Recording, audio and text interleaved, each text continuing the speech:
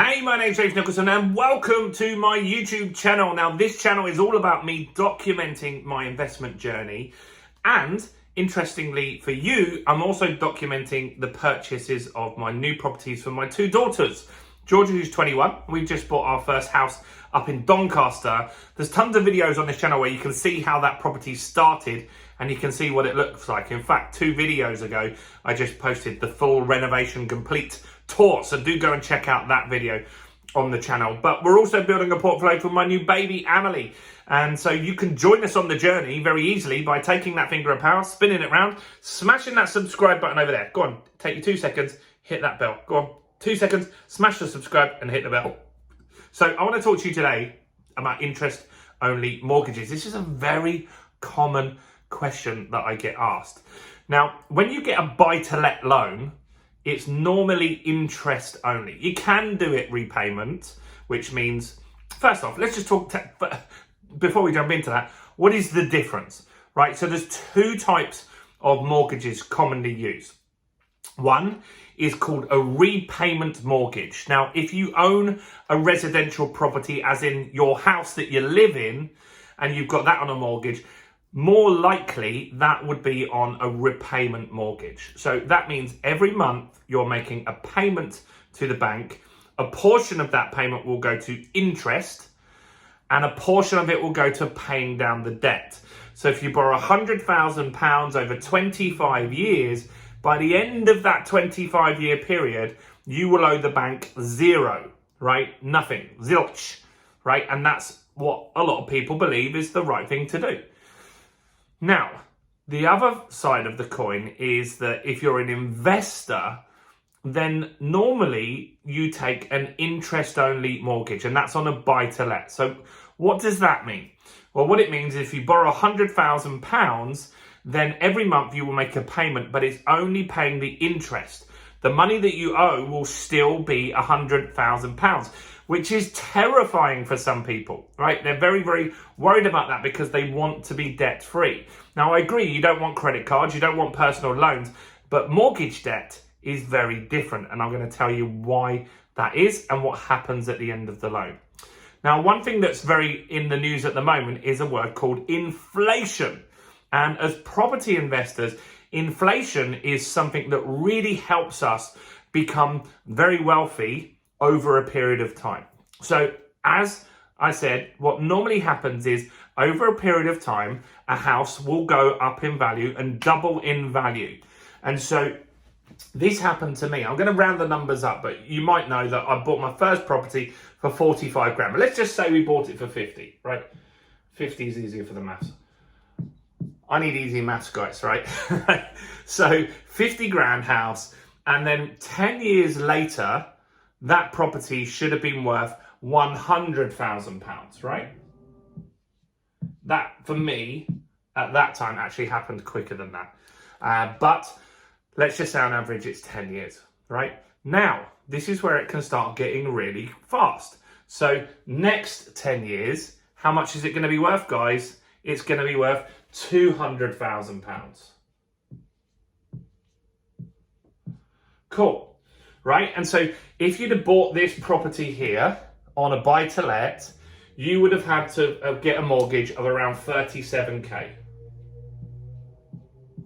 which at this time felt like a lot of money. 37 grand felt like a lot of money. When the house is now worth 200, 20 years later, this won't feel like much money at all. In fact, not guaranteed, but potentially that would be just a few months' wages, right? So you ask your parents, how much did they earn an hour when they were younger? Or how much did their house cost them? Or if you're still lucky enough to have grandparents, ask them how much they bought their house for. It's probably like £1,000 or something crazy like that, right? But at the time, it felt very expensive to them. So in 30 years, this house will be worth 400 grand, and you'd still owe the 37 grand over here. So at the end of the term, let's just say you took a 30-year mortgage, because you can get a 30-year mortgage. You can get, more commonly they're 25 years, but you can get a 30-year mortgage. It makes this math easier. So you bought this house at 50 grand. You took a £37,000 mortgage out on that. Brilliant. And then in 30 years, when you completed the mortgage, your house is now worth £400,000. Now, what are your options? Well, your options are, first option, you could sell the house, right? So if you sold the house, you'd then pay this off. You would then have around 360k in your bank, right? Because you paid your mortgage off and you'd have 360k, but you wouldn't have a house, right? You'd have nowhere to live. Here's another option. You could now turn this mortgage from interest only. You could take out a new lender, so you could start again and give yourself the full 25 years if you needed, but you could use that and put it on another 25-year mortgage as a repayment mortgage and start paying down the debt. And that over 25 years would then go to zero. So that's one way that you can then get rid of that debt. Or what you can do is, another option is you could put it onto a new interest-only mortgage. And then what would happen again? It would just keep rolling over. You're not actually paying that debt off, but you're servicing the debt, right? And that's what happens at the end of an interest-only mortgage, because a lot of people get really worried. They're like, you know what? I now owe the bank 37 grand in 30 years. I can't afford that. But they forget that 37 grand in 30 years is not going to feel like a lot of money. It will probably feel in today's money like you're paying 5-6 grand off. And so while you might think that's still a lot of money, it's doable, right? You could pay it off on a credit card probably, or you could sell something to pay that off. Or your other options are turn it onto a repayment mortgage and just start paying it down, put it on a new loan. That will give you more time to pay it down, and that will make things really comfortable for you. Or put it on another interest-only payment and just kick it down the road again. Because look, if you put it on another one and you lived long enough for this to happen, right? If you lived long enough and then you had another 30-year period that this went through, now it's worth 800 grand. Now it's worth 1.6 million.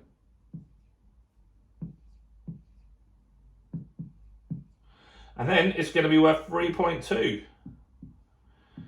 in 30 years. And that's where house prices are going to get to, right? People were buying houses for hundreds. Some of you on here will have grandparents that bought their houses for hundreds. There was a story in the paper that I saw yesterday of a lady that bought her house for £250, and it was in perfect condition years ago, right? She bought it for £250 many years ago. She was like 100 years old now, and that's why the story was there, talking about how cheap things were when she bought it, right?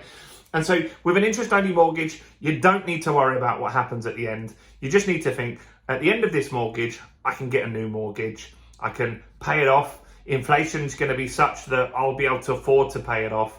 And that's the biggest thing here. Now, in my scenario, I wouldn't have just a 37 grand mortgage left, because what I would be doing is at each of these stages, or probably at 5-year stages, I would be releasing more equity, because right at this stage I can borrow 37 grand against the house, but at this stage I can borrow 75 grand against the house because it's now worth 100. I can borrow 75% loan to value. At this stage I can borrow 150 grand. At this stage I can borrow £300,000, and you bet your bottom dollar I'm going to do that, because I can take this money out. I can pay, like, so for example, if I've got the 75 grand here, I'd have to pay that back, right? Then I'd have a 75 grand loan. If I had the 75 grand, I'd have to take, and I could borrow 150, I'd have to pay that back. But it'd give me £75,000 in my pocket that I can go out and buy new deals. To save up £75,000 is really hard. But to leverage the property that I've got through equity that I've acquired over time, it's really easy to use that money, move on to the next job and the next job and the next job. And you know what my biggest regret in property is? My biggest regret is that I was only releasing equity for the first 10 years from one of my properties, where I had 3 at the time, And I should have been doing this on all of them. If I'd done this on all of them back then because of time, I would conservatively, that inaction, not taking a stance on that, has probably lost me at least 2 million quid, at least 2 million quid in additional properties and borrowing that I'd have used and leveraged and stuff like that. And so the thing with property is it does always go up over time. We might have a crash soon, right? You know that's coming potentially. I know that's potentially coming, but it might not be a very big dip, might be just temporary dip. But it doesn't matter. You just still got to find the right deals. Whatever's happening in the market's irrelevant. There's good deals out there. You need to find those good deals and take advantage of those and take your business forward. Anyway, that's it from me. I'm James Nicholson. I do hope you found this useful. Go and check out in the description. I'm going to put a link to our Facebook community so you can come and join us and get to know each other a little bit better. Like this video, guys. That'll take you 2 seconds to do that. Like that over there. And as I said, I like to make videos related to the questions you have. So any questions on property, do comment below. Thanks very much for watching. Stay blessed, and I'll see you guys in the next video. Or while you're waiting, go and check this one out right here. Bye for now.